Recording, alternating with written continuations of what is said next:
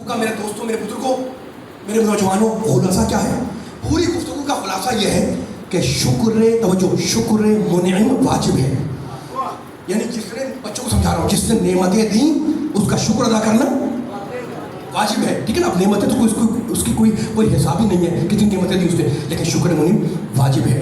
یہاں تک کہ گفتگو کا خلاصہ آ گیا. میں پورا گھنٹہ پڑھنے نہیں آیا ہوں، بس یہ پیغام دینا چاہ رہا ہوں کہ اگر آپ کے ذہن میں پچھلے جملے محفوظ ہو گئے یہاں تک کہ شکر منعم واجب ہے، اللہ رب کائنات کا شکریہ ادا کرنا واجب ہے.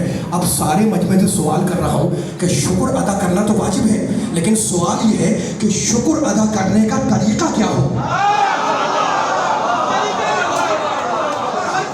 ماشاءاللہ ہاتھ بلند ہو جاتے ہیں، آواز آپ کی آتی ہے. یہی حسن ہے مجلس کا، اس کو برقرار رکھے مولا، آپ کو سلامت رکھے مولا، آباد رکھے میرے بزرگوں کو، میرے نوجوانوں کو، ہے نا. میں ذرا آہستہ ہو رہا ہوں لیکن آپ کو آہستہ نہیں ہونا، میرا ساتھ دیتے رہیے گا. شکر منعم واجب یہ طے ہے نا. علم کلامی کتابوں میں ابھی ہم نے بھی ثابت کر دیا، قرآن مجید کی آیتوں نے ثابت کر دیا شکر ادا کرنا واجب ہے، لازم ہے. لیکن سوال پھر کر رہا ہوں میں سارے مجمع سے کہ شکر ادا کرنے کا طریقہ کیا ہو، ہے نا. اب مجھے طریقہ نہیں معلوم، مجھے طریقہ واقعی نہیں معلوم، لیکن جب میں نے قرآن مجید کھولا تو جانتے ہیں اللہ نے قرآن پاک میں اپنے حبیب کو خطاب کر کے اپنے 3 بڑے احسانات کا ذکر کیا.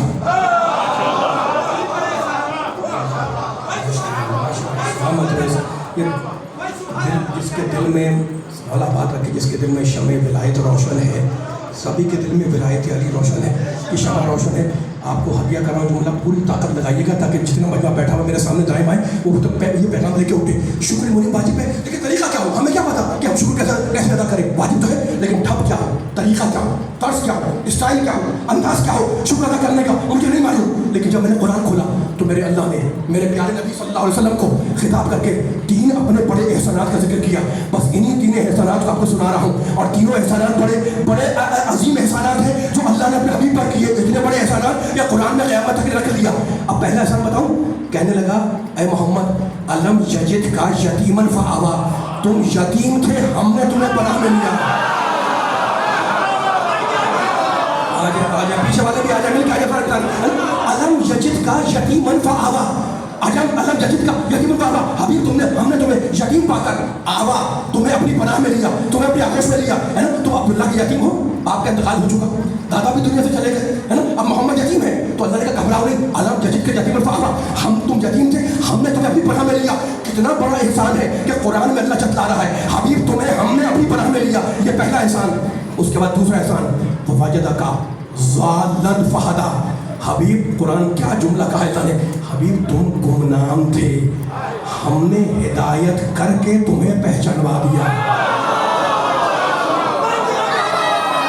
جو جہاں سے آیا ہوا ہے علی کا ذکر سننے کے لیے میں گھنٹہ پڑھوں، میرا کوئی مسئلہ نہیں ہے. 5 منٹ میں پیغام مجھے مکمل ہو جائے، میرے آنے کی کا مقصد حل ہو جائے گا. مولا مجھے تاثیر دے یہ جملہ پہنچ جائے. تم یتیم تھے ہم نے تمہیں پناہ میں لیا، پہلا احسان.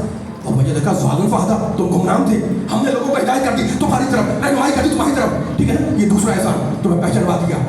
اور اب تیسرا احسان قرآن بول رہا ہے، مفسر نہیں، محدث نہیں، تاریخ نہیں، مصنف نہیں، ووجدک عائلا فاغنی. حبیب تم نادار تھے ہم نے تمہارے لیے مال فراہم کیا.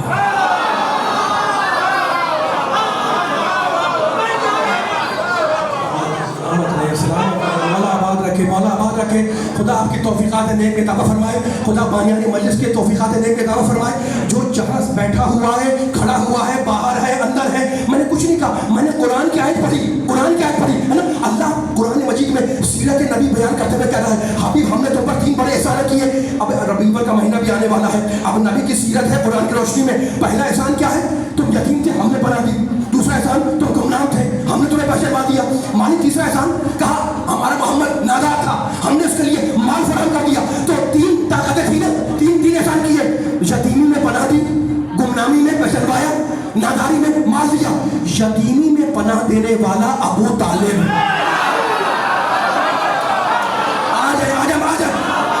میں ڈنکے کی چوٹ پر میں آصف رضا چوہری امام بارگاہ میں اعلان کر رہا ہوں، یتیم میں پناہ دینے والا ابو طالب، ناداری میں مال دینے والی خدیجہ. یتیمی میں پناہ دینے والا کون؟ ابو طالب. ناداری میں مفلسی میں مال دینے والی کون؟ خدیجہ. جنوانے والا وہ بچہ جس نے ذوالعشیرہ میں کھڑے ہو کے پہچان آیا کہ لوگ نہیں پہچانتے، میں پہچانتا ہوں۔